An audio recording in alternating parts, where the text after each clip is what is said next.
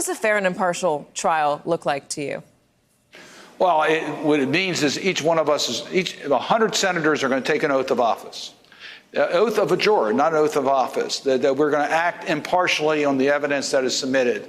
That means, yes, we may have views about how serious this issue is and with the president's conduct, but we must be judged by the evidence that's presented at a trial and then make our separate determination as to whether this elevates to an impeachable offense. I regret, whether it be a Democrat or Republican, those who have prejudged and have already come to conclusions.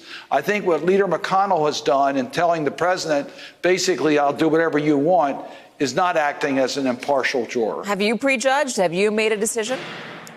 I have not prejudged how I would vote after a Senate trial. We don't have the articles of impeachment yet. They haven't been acted on in the House. We haven't heard the evidence yet. So, no, I have not prejudged. But do I have a view about how serious these issues are? You bet I do.